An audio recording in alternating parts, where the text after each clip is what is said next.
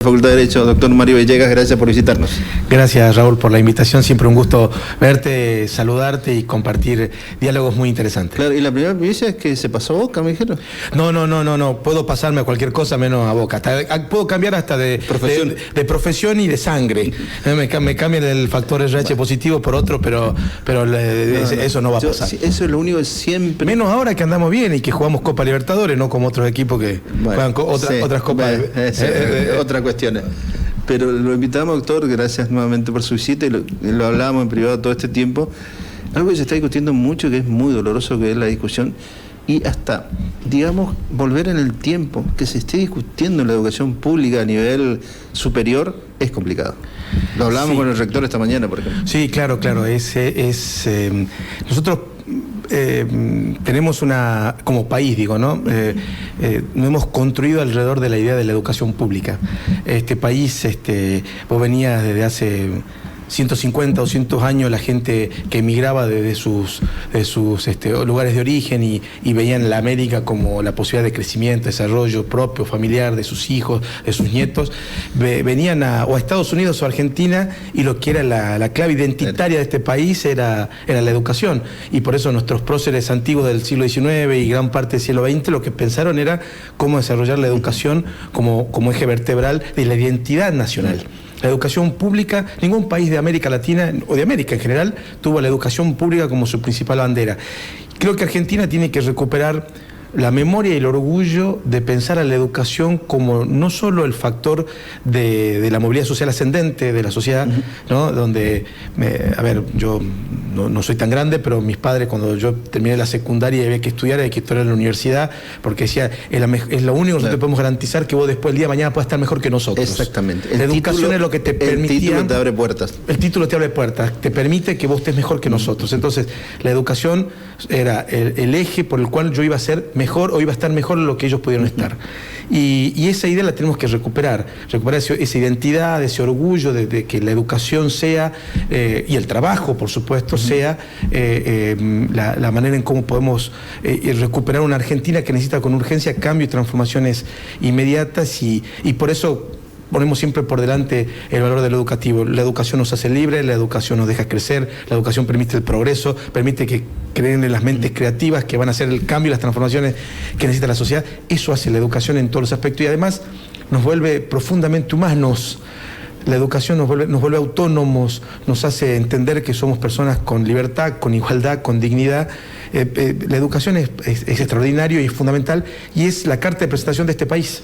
Entonces, creo que yo entiendo que hay que cambiar algunas cosas. Yo entiendo, y creo que la sociedad también entiende y hace un esfuerzo, porque cree que hay que salir de lo que fue el gran fracaso del pasado.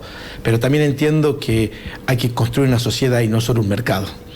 Y como creo eso como valor central, la sociedad se construye con el progreso económico, pero también el progreso económico depende del progreso educativo, el progreso social depende del progreso educativo, la mejor calidad de instituciones depende del progreso educativo. Entonces la educación es la piedra angular, me parece. Y en ese contexto, tener que la educación no es un gasto, es una inversión. Y coincido con usted que hay que revisar algunas cuestiones, porque... hablando de la gestión anterior, el hecho de crear universidades por crear universidades, sin ningún tipo de condicionamiento, bueno, se habla mucho, y también el desmanejo que tienen algunas universidades. Y le doy un ejemplo: cuando se discutía presupuesto, no solamente el rector actual, los rectores anteriores hablaban de la importancia de la UNE, claro, sede en 2 provincias, pero también la cantidad de alumnos que tenían y los progresos que iban. La discusión era prácticamente de la misma en cantidad de alumnos que la UBA, pero, digamos, en proporciones, en porcentajes, no en números reales, digamos, pero los ingresos eran totalmente diferentes. Bueno, ahí tenemos también diferencias notorias. Nuestro sistema educativo superior, en el caso de las universidades, gozan de un principio central, que es el de la autonomía de las universidades. Y las universidades deciden sus carreras, sus planes de estudio, sus proyectos de investigación, sus proyectos de extensión. Tenemos leyes que garantizan eso y también leyes que los restringen, que es un problema. ¿Y cuál es el tema? Que el sistema universitario no está pensado en su integridad. Como universitario no me puedo oponer a la creación de universidades, creo que todo que sí, pero universidades implica muchos recursos. No es solo pagar un docente que dé clase, tener estructura, no docente, edificios, mantenerlo, es mucho dinero. Entonces, si en vez de constituir universidad y tener un sistema muy dispar, pensamos estratégicamente qué carreras creamos, pensamos estratégicamente dónde las desarrollamos, sería muy bueno. Fíjate un ejemplo.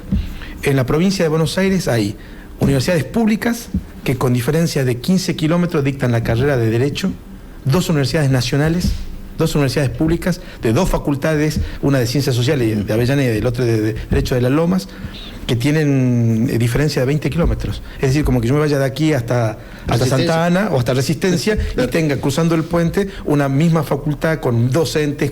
Eso es una inversión que tal vez no era necesaria. Tal vez se puede explotar otras carreras, claro, ¿no? Tecnológicas, ingenierías, de ciencias sociales también, psicología, qué sé yo. Es decir, claro, pero que la oferta académica sea distinta. Que sea distinta, porque si no vos estás gastando mal los recursos que tiene un Estado. Y está hablando en la educación, hablemos con el egresado.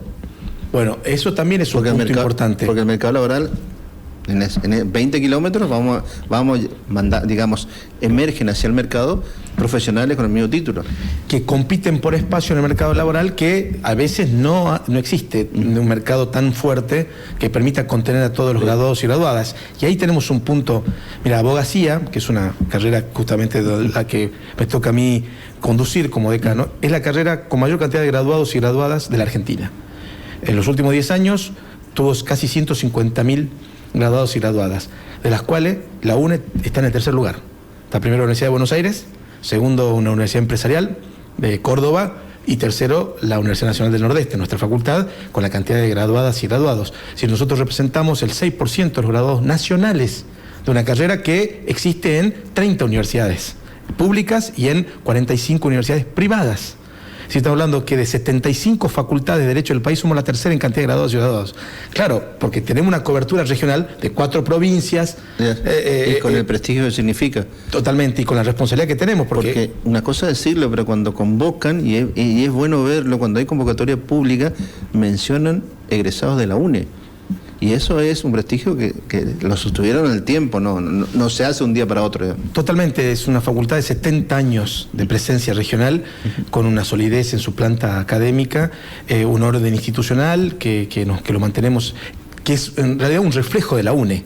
La UNE también es eso, es una universidad con 70 años de presencia, una universidad ordenada institucionalmente, prolija administrativamente. No es una universidad que no vas a escuchar nunca un problema con la Universidad Nacional del Nordeste vinculado con recursos, con exceso en las autoridades de nuestra universidad, como de la mayoría de las universidades tradicionales, tienen salarios muy pegados a los salarios docentes. Hay otras universidades que deciden tener sus autoridades salarios mejores. Nosotros hemos decidido hace muchísimos años en la universidad tener una lógica muy vinculada hacia... O sea, tiene una pirámide achatada. Totalmente, que implica que estamos aquí por vocación de servicio y estamos aquí por querer hacer aportar desde nuestro granito de arena al desarrollo de nuestra universidad, de nuestra región, de la transformación que necesita la Argentina. Entonces, trabajamos muy seriamente con esas ideas y creo que tenemos que ser responsables dentro del sistema universitario y repensarnos, porque hay que pensar dónde priorizamos los gastos. Y el problema que tenemos, hablando de la cuestión presupuestaria, es que hace 30 años que esto es un proceso de desgaste. Hace 30 años teníamos la mitad de universidades nacionales que tenemos hoy. La mitad. O sea, hoy tenemos afortunadamente el doble de universidades nacionales. Pero en términos presupuestarios... Es el mismo. Es casi el mismo. Entonces, hace 30 años el 60% era sueldo, el 40% era para investigar, para desarrollarnos, para comprar equipamiento, para cambiar claro, las estructuras, para mejorarla. Hoy es el 90% en el sistema universitario general. Entonces el 90% de los recursos es sueldo, solo un 10% nos queda para gastos. Y entonces, imagínate, yo siempre digo, Brasil en una sola universidad, también que es gigante, la Universidad de San Pablo, y eso que es estatal, pero con ayuda privada, porque se paga un arancel. Brasil, en una sola universidad, invierte en dólares el doble de lo que Argentina invierte en todo el sistema universitario. Entonces Brasil encuentra petróleo en el mar y a nosotros nos cuesta explotar vaca muerta. Ahí tenés el ejemplo de por qué no apostar a la ciencia, no apostar a la educación, no apostar al desarrollo, no apostar al desarrollo y al progreso de tu país, ¿no? No, pero también usted mencionó algo muy interesante. Primero, hay algunas cuestiones que hay que rever. Mencionó arancel, lo deslizó. Y yo le planteaba al rector, y tomaba el ejemplo de salud. Durante la semana tuve la oportunidad de hablar con el ministro de Salud de la provincia de Corrientes, y el tema recursos vio que se empieza a replantear todo. Como el hecho hablando de una vulgaridad, cuando usted a su hijo le mandaba al kiosco, y si usted estaba bien económicamente, nunca le pedía el vuelto. Hasta que comenzó a estar, y empezó a, bueno, ahora pasa lo mismo, es decir, nunca se nos planteó en Argentina el hecho de los pacientes extranjeros, que ya lo planteó Salta. Corrientes tiene un problema grave con respecto a estar límite con Paraguay y Brasil. Entonces le planteó al rector el tema de los estudiantes extranjeros. Él, muy sabiamente, ya tiene un estudio de costo con respecto a la incidencia de los estudiantes extranjeros en la universidad, y entiende que es mínimo, y que con lo que los estudiantes extranjeros invierten en la provincia se equipara, digamos. Hasta ahí bien. Pero le mencioné la vinculación con las empresas privadas, porque el recurso humano que tiene la universidad puede dar tareas de capacitación y también tener una fuente de recursos. Bueno, eso es lo que creo que es lo que deberíamos empezar a pensar, ¿no? Estrategias de financiamiento del propio sistema universitario. Creo que acá hay muchas empresas que le interesa la vinculación con la universidad. De hecho, nosotros en toda la universidad, seguramente, digo por el ejemplo de nuestra facultad, pero entiendo que en todo lo pasa lo mismo, tenemos estudiantes que hacen pasantías, que tienen su primer trabajo accediendo a este tipo de sistemas con empresas, con organismos estatales. Es decir, podemos generar espacios de consultoría, de apoyatura. Creo que la universidad está en condiciones, tiene, como decimos, recursos humanos muy preparados y muy formados a nivel de doctorado en la gran mayoría de los casos, para poder dar respuestas eficientes, claras, científicas, precisas a las demandas de nuestra comunidad, del mundo, de todos los espacios, ¿no? Yo creo que eso es algo clave para pensar el diseño de la futura universidad. Yo sé que yo hablar de esto toco intereses, pero por ejemplo el segundo puente, ¿por qué haberle pagado a una consultora cuando había, digamos, recurso humano calificado que conocen esto y que podían llevar un mismo estudio, pero los recursos de la universidad no? Yo sé que toca recursos, porque eso hay una cuestión que excede esta mesa, digamos, pero tomando como ejemplo eso, todo lo que se puede ver y que están avanzando los dos gobiernos, Chaco y Corrientes, es decir, que sea prioritario las consultorías de la universidad, y en caso de no tener recursos humanos, sí, recién recurrir a una consultoría, que ya es un paso. Y a partir de eso ver. Pero en la provincia del Chaco y la provincia de Corrientes están teniendo alianzas estratégicas con la universidad. Hace poco hubo acuerdos muy sólidos firmados por el rector y con los dos gobernadores. La verdad que nos dio la posibilidad a la universidad de pensar, proyectarnos hacia el futuro. Se está trabajando en un esquema de gestión municipal para apoyatura de los municipios de las capitales y del interior de nuestras provincias, a través de capacitaciones, formaciones, asesorías. Algunas de ellas para nosotros podrían tener costos muy mínimos y muy beneficiosos para la comunidad. Estamos ideando, toda la universidad, ¿no? Ideando propuestas para llevar adelante, así que creo que provinciales como disparador, pero también gobiernos locales. Pero claro, porque también nosotros pensamos que lo que hay que desarrollar es ideas que permitan el desarrollo local, ¿no? Es decir, cómo hacer políticas públicas diseñadas de evidencias, de parámetros reales que le permitan a los municipios establecer criterios razonables para el desarrollo de la economía, criterios fiscales para poder potenciar a las empresas, para potenciar el empleo, para generar la innovación, la economía del conocimiento, todo lo que la universidad puede aportar, sus ideas, su forma de trabajar para hacer este círculo virtuoso. Mirá, hay un ejemplo que yo siempre cito, que es muy conocido a nivel nacional, así que la gente posiblemente lo sepa. Hay una ciudad que se llama Tandil, en la provincia de Buenos Aires, una ciudad pujante, cerca más yendo hacia Mar del Plata, no en medio de la provincia de Buenos Aires, en el centro de la provincia de Buenos Aires, hacia el sur, que tiene la universidad, el municipio y las empresas.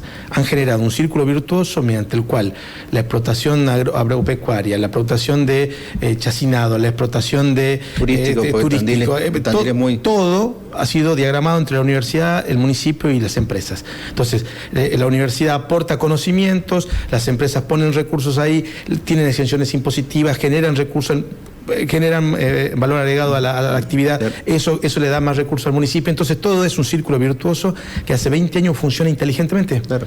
Y Tandil tiene el mismo problema de inflación que todos nosotros, los mismos problemas estructurales que tenemos en todos los municipios de la Argentina, y sin embargo tiene otro potencial, y mira con expectativa ese futuro de desarrollo y de progreso. ¿Cómo no pensar estas estrategias en nuestra provincia, y creo que los dos gobernadores y el rector están pensando en esa lógica de trabajar para potenciar ese desarrollo que necesita el interior de nuestras provincias y nuestras capitales. Hasta acá la universidad, doctor. ¿Y cómo está la facultad? ¿Y qué quedó post pandemia? Y hoy le preguntábamos nuevamente al rector lo que siempre hablaba con usted, el hecho de la virtualidad, bimodalidad. Usted me dijo en su momento, el rector también, que en algunas carreras se puede avanzar, pero después está la situación de la legalidad del título posterior. Sí, hoy tanto el Ministerio de Educación como los organismos, la Agencia de Acreditación de Carreras, la CONEAU, han hecho, y producto también del empuje que ha dado el Consejo de Rectores de Universidades Nacionales y de Universidades Privadas, han hecho un esquema organizativo interesante en torno a qué entendemos por presencialidad. Y han hecho la lógica de la presencialidad remota, por un lado, que es el vivo, lo que estamos, damos clases de manera presencial, pero en vivo, la presencialidad remota, y la presencialidad física, que es la que vos das, la tradicional, la que estás en un salón de clases. Exacto. De la facultad. En la medida que sean, obviamente, espacios razonables, controlados por la propia universidad. Entonces, hoy nosotros estamos revisando esa idea, porque nos ha pasado algo, Raúl, este año, que nos está preocupando. Nosotros siempre tenemos una oferta de curso importante, siempre decimos que nos falta docentes, pero como nunca, siempre hay en algunos cursos, por la antigüedad, por la cantidad de, digamos, cuando va avanzando la carrera, hay poquito menos de estudiantes que al principio, ¿no? Exactamente. Nosotros tenemos, comienza la mitad más o menos, poquito menos de la mitad de la gente que comienza la carrera se recibe. Entonces, ¿tan alto? Sí, sí, ¿50%? Sí, 43, 44%. O sea, sobre 100, 43 son abogados en algún momento. En algún momento se reciben. Lo que sí después se diferencian porque entran casi 50 varones y 50 mujeres y se reciben 65 mujeres y 35 varones. Claro. En el porcentaje, digamos, ¿no? Sí. Entonces, pero tenemos un número alto de graduación. O sea, sobre ese 40%, perdón, sobre el 60%, sí. No, 60 o 40 se recibe. No, se recibe el 40, 43%. Bueno, sobre ese 40 tomamos como 100, mayoritariamente son mujeres. Mayoritariamente son mujeres. 2/3 son mujeres. Exacto. De ese 40, 2/3 son mujeres. Entonces, son más inteligentes. Sí, eso no cabe duda, eso no cabe la menor duda. La está escuchando la doctora, así que... Sí, yo soy feminista por adopción. Sí, y aparte... y por gusto. Y por gusto, sí. Cansado de cobrar, digamos. Soy un sobreviviente. No, pero es una realidad en nuestro caso. De hecho, eso está cambiando el perfil de la justicia. Vamos a ver que cada vez hay más mujeres en los tribunales, en la docencia. Claro. Pero vuelvo al punto, al que iba. En nuestro sistema, en particular en nuestra facultad, lo que estamos viendo es que hay una disminución en la cantidad de estudiantes en los cursos de presencialidad física. Ahí tenemos una cantidad de cursos virtuales que están completos, pero en los de la presencialidad física estamos notando una merma. Y eso nos preocupa, y nuestro análisis, muy apresurado, es que tal vez las condiciones económicas están siendo un factor. A ver, no puedo mantenerme un alquiler aquí en la ciudad, no puedo trasladarme en el Chaco Corrientes, en el colectivo, porque me sale tanto, porque acá en la capital tenemos el sistema de colectivo gratuito para estudiantes, pero no lo tenemos en el interurbano. Que es una de las cosas que están analizando justamente. El precio de los apuntes, el precio de los libros, el precio está todo es comer, entonces es mucho, vemos que estudiantes, hicimos un cálculo de adjudicación de cursos y vemos que los estudiantes tratan de progresar, quedarse, por ejemplo, todo un día en la facultad, no tener que ir y volver, sobre todo los estudiantes que no viven acá. Entonces, nos lleva a pensar que tal vez para el segundo cuatrimestre tengamos que diseñar y ampliar nuestra oferta virtual, porque creemos de cursos, ¿no? Porque creemos, hoy tenemos más o menos uno por cátedra y por asignatura al menos de manera virtual. De primero a sexto año, salvo algunas excepciones, después tenemos algunos, por lo menos 1 o 2 cursos virtuales por cátedra. Estamos viendo si podemos potenciar ese espacio, porque creemos que puede ser una herramienta por lo menos provisoria durante todo este año hasta que las cosas se acomoden, para que la gente pueda continuar la carrera de otra manera, porque eso sí nos preocupa porque estamos absolutamente seguros que necesitamos que la gente se forme, se capacite, que tenga una herramienta más para poder ganarse honestamente la vida. Hablamos con el rector el tema de... toma agua, tranquila, doctora. Sí. Nadie lo va a ver, así. No nos mira nadie, doctora, viernes a la tarde, se están mirando otra cosa. Le decía que con el rector le preguntábamos, porque como en todo, como haciendo una economía familiar, el hecho de cuando tiene menos ingresos y mayores gastos, uno va determinando en dónde invertir. Y en el caso de la facultad, ¿qué están restringiendo? Obviamente me imagino lo primero que cerrar el sentido de obra pública. Eso es especulación mía. Sí, nosotros lo que hemos hecho es simplemente por una cuestión de prudencia. Hemos intentado, de hecho corregimos ya, hay una serie de actividades que estaban previstas el primer cuatrimestre, congresos, jornadas nacionales que se hacen. Corrientes era sede, las suspendimos para el segundo cuatrimestre, trasladamos la fecha a una nueva fecha. Digamos. La propusimos porque teníamos un Congreso Nacional de Derecho del Consumidor que íbamos a hacer ahora en mayo, íbamos a armar algo de derecho político para el mes de junio, y bueno, todo eso son ideas que estamos pasando al otro semestre, porque estamos especulando a ver cómo resulta esto. Porque, a ver, te doy un ejemplo, Raúl. Nosotros, como facultad, nosotros tenemos para gastos corrientes, recibimos del Estado Nacional cerca de 5 millones de pesos por mes. 5 millones de pesos. En energía eléctrica pagábamos hasta el año pasado 1.800.000 pesos. O sea, 10.